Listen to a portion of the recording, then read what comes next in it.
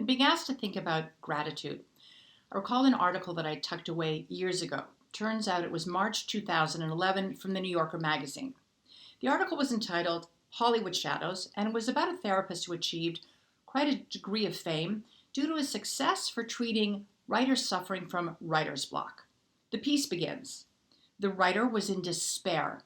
For a year and a half, he had been trying to write a script he had owed to a studio and had been unable to write anything. Finally, he started seeing a therapist, Dr. Barry Michaels, who told him to close his eyes and focus on the things he was grateful for. The first time he did this in the therapist's office, there was a long silence. What about your dog? The therapist offered. Okay, I'm grateful for my dog, the writer said after a while. The sun? Fine, the sun, the writer said. I'm grateful for sun.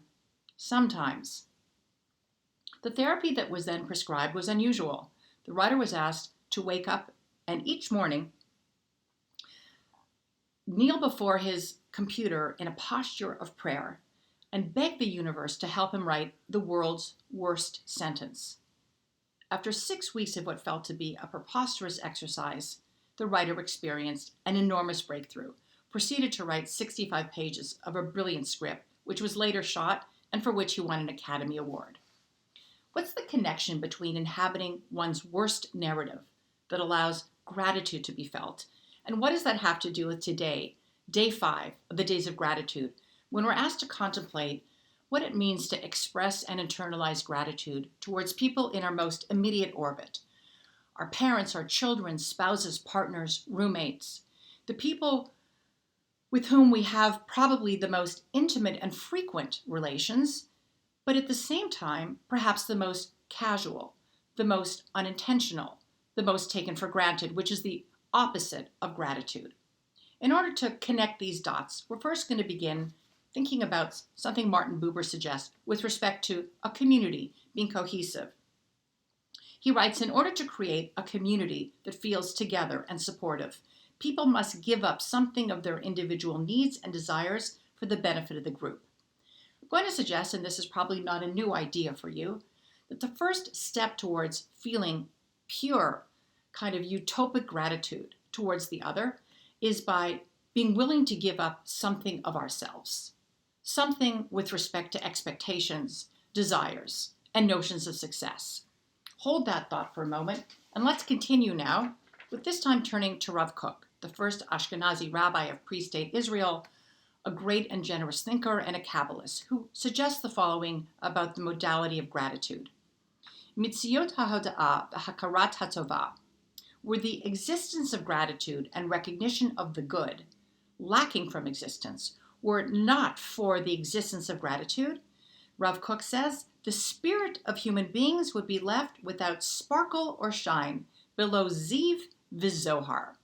That something about gratitude enables we humans to have that je ne sais quoi, that sparkle and shine, that expression of our full humanity in all of its creative energy and optimism, and willingness to help change the world and even change ourselves. In order to think about what this might actually feel like, I'm going to encourage us to think for a moment, which for me comes exceptionally easy because it happens so habitually, to think about what it feels like in the moment when you lose something really important. Keys, wallet, credit card, passport, phone. The feeling in that moment of utter despair. One of our most dreaded narratives. And then what it feels like, sometimes hours later, days, even weeks, when miraculously that article is restored to us.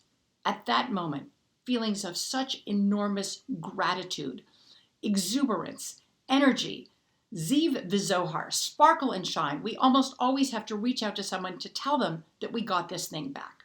There's actually a Jewish commandment, a positive commandment, to return a lost article to someone, to really go out of our way to do so. I've always thought that, yes, it has something to do with it's good to return the stuff of someone's, but also it allows for the use of this muscle of gratitude. That how often can we really expect to feel enormous, enormous thanks? But Rav Kook continues, the one last piece that's necessary in creating this movement towards existential and complete gratitude. He writes, therefore, it is impossible for existence to not include this perfection of gratitude, because it is only manifest when free will, Ratzon Chafshi, is engaged in benefiting creation. Rav Kook wants to suggest that there's a space, a place we need to get to before we can express pure gratitude, that unabashed feeling of appreciation. And that place that we need to get to, he suggests, is the space of free will, Ratzon Chafshi, the place devoid of expectation of the other, the place devoid of making our narrative the narrative of the people around us, that perhaps our worst sentence is their greatest expression of poetry. And even with that, in that moment, we need to feel enormous gratitude towards them for inhabiting their complete essence. And therefore, we come full circle by returning back to Buber, who always encourages us in every relationship, whether it's with a tree or a loved one, to view that person in their entirety, not their utility, not what it is that they do for us, not what it is that they do in fulfilling our expectations of good or bad of the other, but simply for taking a deep breath of appreciation, a moment of pause, and only in that space will we be able to see them as thous. And then, and only then, can we fully express and feel and internalize and celebrate the gratitude that we must feel towards them. Thank you.